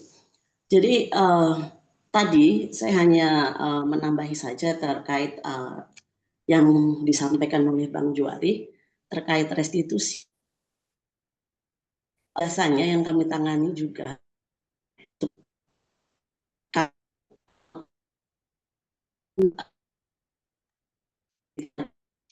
Kak, suaranya masih putus-putus Kak. KB ya. Oh ya? Oh, jelas atau udah jelas atau masih putus-putus? Sekarang oke. Oke. Ini terkait tadi menambahi saja apa yang sudah disampaikan sama Bang Juwari terkait masalah restitusi. Biasanya yang kami tangani itu kan TPPO dan juga pelecehan seksual ya. Itu juga melalui mekanisme kayak laporan polisi setelah kita mendapatkan LP, kita limpahkan ke LPSK. Biasanya seperti itu. Nah, nanti kita limpahkan untuk perlindungan hukum dan juga untuk pendampingan kita limpahkan semuanya ke LPSK seperti itu, Bang Juwari. Jadi kemudian kalau yang terkait masalah pelecehan seksualnya itu juga kita lebih menekankan ke Undang-Undang TPKS nomor 12 tahun 2022. karena itu lebih ngena. Dari beberapa kasus yang kami tangani terkait TPPO dan juga terkait TPPO terhadap anak-anak itu lebih kena jika menggunakan Undang-Undang TPKS nomor 12 tahun 2022. Nah, saya juga satu lagi terkait masalah tadi yang dari Sulawesi, pemalsuan dokumen ya, yang kemudian dia dipindah ke Jakarta. Kami juga mengalami hal ataupun penanganan yang serupa, dan biasanya kami akan melakukan bagaimana untuk melaporkan baik Disdukcapil ya, Dukcapil yang mengeluarkan data tersebut, dan juga imigrasi kita juga akan melaporkan itu ke kepolisian. Biasanya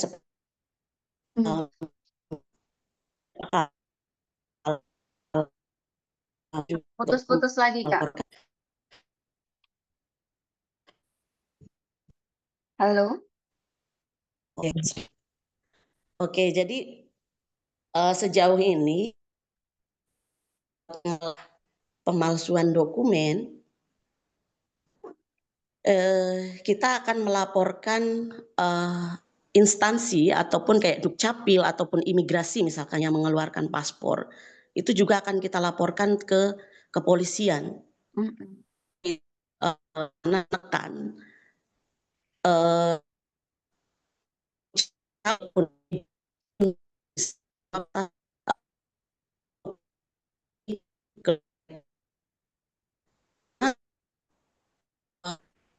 seperti KTP, KK itu kan harus halo.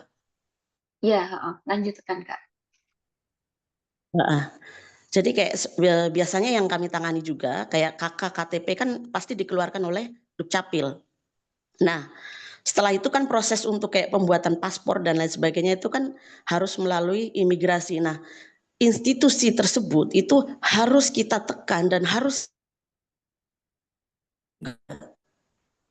itu. Nah, memang agak ribet dan pernah juga kami melaporkan imigrasi Depok waktu itu pada akhirnya saya diserang balik oleh ormas. Dalam hal ini itu ada keterlibatan, mungkin saya nggak tahu ya, yang jelas setelah saya telusuri yang meneror saya, yang menelpon saya itu dari PP Pemuda Pancasila. Nah, itu sih yang saya ingin tekankan terhadap teman-teman bahwa untuk semua kasus-kasus yang dialami oleh PMI, terutama untuk yang korban-korban TPPO ataupun yang anak-anak menjadi korban TPPO itu lebih untuk didorong untuk melakukan laporan. Memang sejauh ini dari laporan rata-rata memang di tengah jalan pada akhirnya menyerah karena memang prosesnya berbelit dan ribet. Itu saja sih Kak untuk tambahan dari saya. Terima kasih. Oke, terima kasih tanggapannya. Mungkin Mas Juari bisa menjawab pertanyaan-pertanyaan yang tadi terkait alternatif jika korban tidak memenuhi TPPO padahal mereka adalah korban, dan bagaimana SBMI melakukan pendampingan di daerah. Terus juga menanyakan mencari tahu bagaimana mencari tahu informasi tentang biaya penempatan, dan juga bagaimana SBMI, pengalaman SBMI dalam menangani kasus overcharging. Silakan, Mas. Oke, ya terima kasih Mbak. Ya langsung saya lupa tadi yang tanya pertama, ada korban TPPO tapi unsurnya tidak terpenuhi. Jadi begini teman-teman, memang kalau ditanya sama korbannya langsung, itu pasti korban nggak tahu dia korban TPPO atau tidak. Nah itu kan kejelian kita sebagai pendamping. Jadi di SBMI kami itu ada sering mengadakan pelatihan, ya. Pelatihan paralegal, pelatihan melakukan pendampingan, termasuk ada pelatihan bagaimana menggali kronologis. Jadi di tim SBMI untuk penanganan kasusnya, walaupun dia bukan lawyer, bukan pengacara, tapi kami sudah membekali membekali teman-teman case worker untuk melakukan tadi menggali sumber ketika melakukan membuat kronologis itu seperti apa. Bahkan kami juga ada teknik-tekniknya gitu kan, ada rumusnya ketika mau melakukan penggalian kronologis. Bahkan di SBMI tadi di organisasi kami ada SOP, ada SOP-nya tadi, ada standar operasional ketika penanganan kasus. Kita ada POM pengaduan. Jadi di POM pengaduan itu mereka yang menangani kasus itu menggali. Kalau ditanya ini apa TPP atau tidak unsurnya, nah itu nanti ketika dianalisa gitu. Jadi TPP kan itu kan ada 3 unsur: proses, cara, tujuan. Prosesnya dia ada perekrutannya tidak, dia dipindahkan tidak, dipindahkan misalkan dari desa ini ke desa ini, dari desa ini dia diarahkan tidak, nah dia ditampung tidak. Nah itu kan unsur prosesnya. Caranya ada nggak dia ditipu nggak, misalkan ditipu, diiming-iming, kamu nanti di sana gajinya besar, tapi nyampe sana tidak sesuai, misalkan itu kan ada unsur penipuannya. Nah, itu bentuk terus tujuan ekspektasinya apa? Nah, misalkan dia sudah bekerja sekian lama tetapi tidak mendapatkan upah, itu kan bentuk ekspektasinya gitu. Nah, itu jadi salah satu unsur saja di setiap ini. Nah, itu bisa masuk TPPO. Tapi kalau ditanya korbannya, kami tidak terpenuhi korbannya. Korban jarang yang tahu bahwa dia itu sebagai korban atau tidak. Yang menyatakan terindikasi dia sebagai korban TPPO atau tidak, ya tadi berdasarkan analisa. Makanya kami pun ketika menangani sebuah kasus itu hati-hati. Karena nggak salah-salah gitu. Karena kalau kita asal-asalan, kita punya potensi digugat balik, punya potensi dikriminalisasi gitu. Nah, kita makanya di internal SBMI itu ada mengeluarkan SOP. Jadi kita ketika membuat menangani sebuah kasus sudah tahu arahnya gitu. Karena tadi di alur penanganan kasus kami itu kan ada analisis. Nah, kita dianalisis ini jenis kasusnya apa gitu. Kalau belum memenuhi unsur ya kita juga nggak berani. Tapi kalau ini udah unsurnya udah terpenuhi, nah udah gitu. Makanya setiap penanganan kasus di SBMI ada bedah kasus. Jadi sebelum kasus ini kita adukan ke Disnaker atau ke KP2MI atau ke kepolisian, di internal sudah dibedah dulu. Tadi menggunakan undang-undang apa, menggunakan pasal berapa gitu. Nah, itu kita di sini berdasarkan SOP sudah menjalankan seperti itu. Makanya hampir kasus yang kami tanganin kalau pelakunya ada gitu, yang tadi yang belum selesai itu biasanya pelakunya nggak jelas kondisinya gitu. Tapi kalau yang kondisi jelas, kalau ada yang PT-nya ada apa itu hampir semua berhasil. Itu untuk TPPO ya. Jadi bagaimana kalau unsurnya belum terpenuhi ya kita belum berani mengatakan wah ini TPPO, berarti kan kita nggak jadi gitu. Itu sih Mbak terkait TPPO. Nah, terus tadi bagaimana teman-teman di daerah, memang di SBMI dari 49 daerah memang ada juga yang namanya organisasi, ada yang aktif, ada yang tidak aktif, tapi ada beberapa juga yang hampir banyak lah, hampir sekitar 80% di daerah itu memang aktif keberadaannya. Tadi teman-teman ada di web SBMI itu di daerah mana saja ada SBMI. Nah, itu ada juga di web SBMI www.org.id. Keterwakilan SBMI termasuk ada nomor kontaknya juga di web SBMI itu, teman-teman bisa sharing, bisa berbagi, atau bisa misalkan ada kasus bisa melakukan penanganan kasus bersama. Jadi kami pun sering dengan lembaga lain melakukan pendampingan advokasi bersama gitu. Jadi di surat kuasanya itu ada dua lembaga itu boleh. Ada istilahnya penanganan kasus bersama. Misalkan nanti ke depan kalau misalkan ada kasus dari beranda migran misalkan mau berkolaborasi penanganan kasus itu boleh, dimungkinkan. Itu nanti ada surat kuasa bersama. Contohnya seperti itu. Nah, terkait bagaimana sih untuk mengetahui biaya penempatan ke Hong Kong. Jadi ke Hong Kong itu sebenarnya sudah diatur di Perkabadan ya. Memang di pasal di Undang-Undang 30 di ayat 1 itu kan PMI tidak bisa tidak boleh dibebankan biaya penempatan, tetapi diatur di ayat 2-nya mengenai biaya penempatan diatur oleh Perkabadannya. Nah, untuk biaya penempatan ke Hong Kong itu diatur di Perkabadan nomor 260 tahun 2022. Nah, itu sebenarnya kosong, zero, ke Hong Kong, khususnya ke Hong Kong. Tapi kan ada beberapa negara seperti Taiwan, Malaysia, Singapura itu memang ditarik. Tapi kalau ke Hong Kong memang itu sebenarnya berdasarkan Perkabadan, tadi Perkabadan nomor 260 di sektor domestik ya, di sektor PRT itu zero sebenarnya, berdasarkan Perkabadan itu. Nah, bagaimana cara mengadvokasinya kok ada gitu. Makanya tadi ketika kita melihat Perkabadannya, Perkabadan nomor berapa, nah dilihat perjanjian penempatannya. Nah, perjanjian penempatan ini sesuai atau tidak dengan Perkabadan.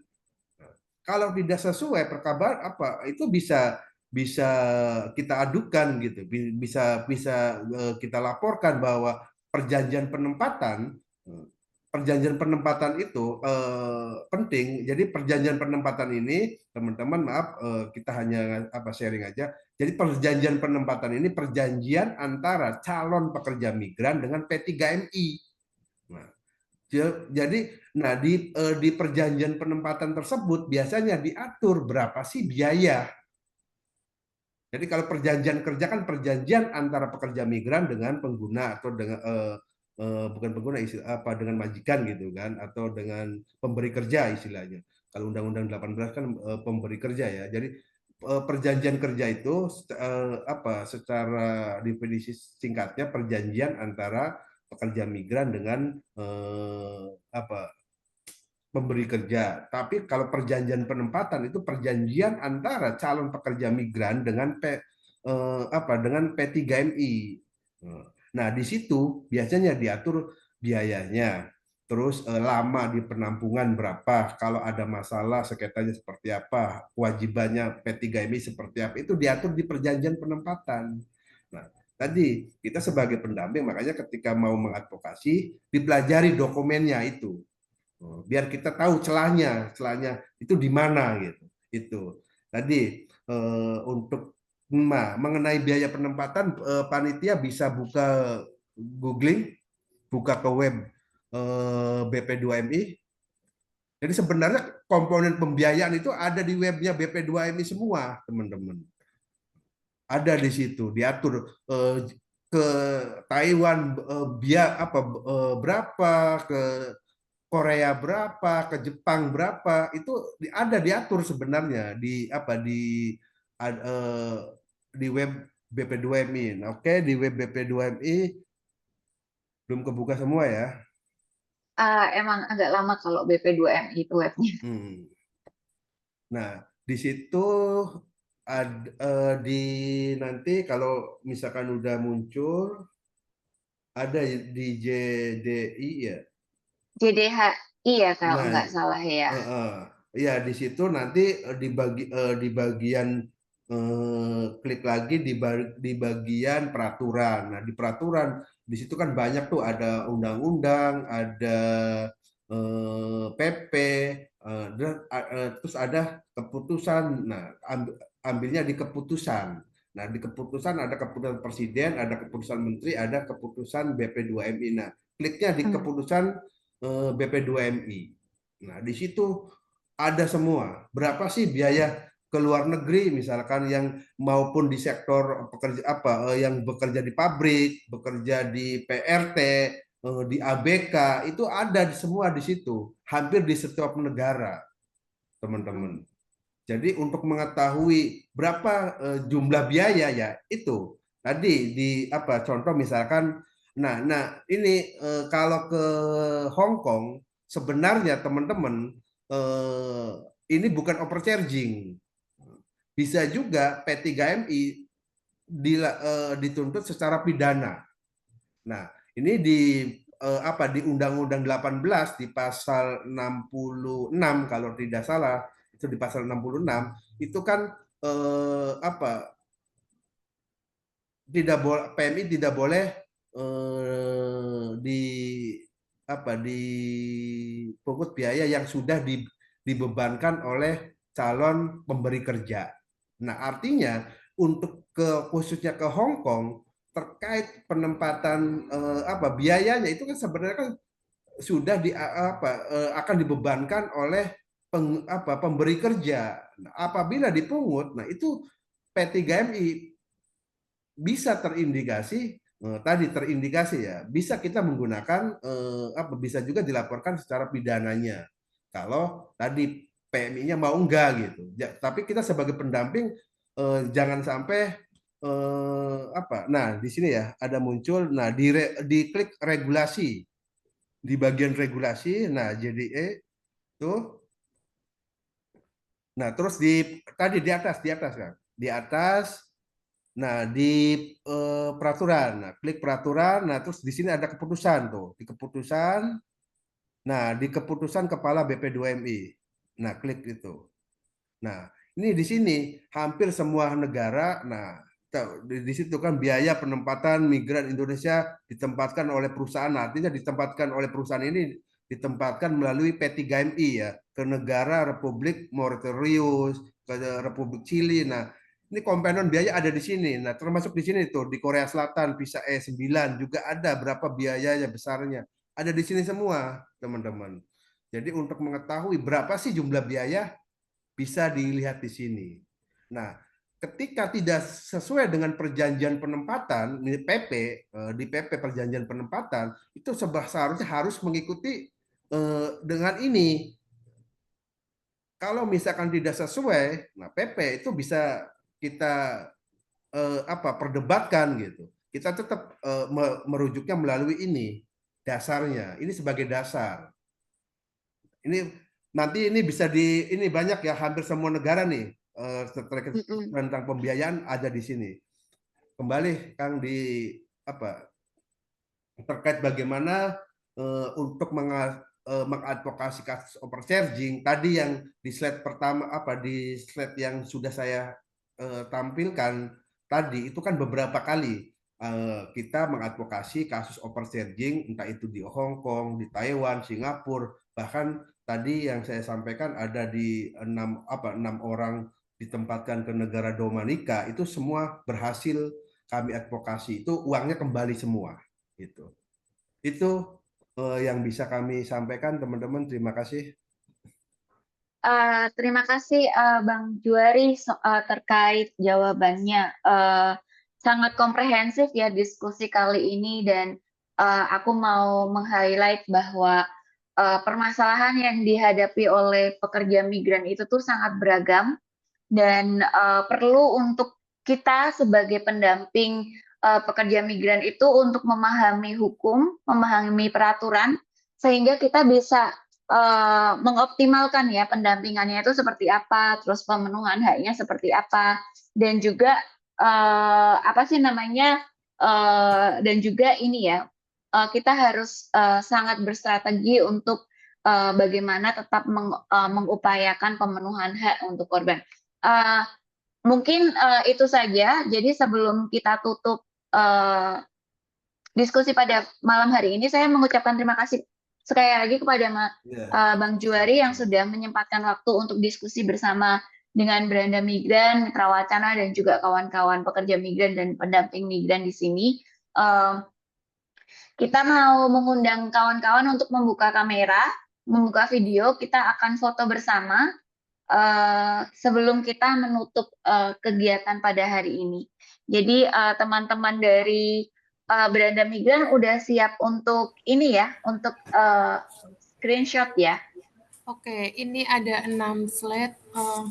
Tak hitung dari slide pertama dulu, 1, 2, 3, tahan dulu. Oke, silahkan dibuka kameranya teman-teman. 1, 2, 3, slide kedua. 1, 2, 3, tahan. Slide ketiga.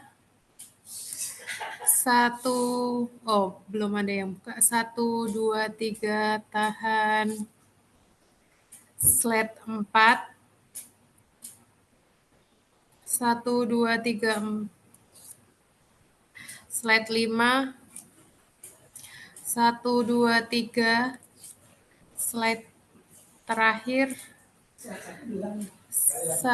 2, 3. Apa? Yang slide 1 satu kali. Oh, oke. Slide 1 diulangi. Oke, sebentar. Slide 1, 1, 2, 3, tahan. 1, 2, 3. Sudah.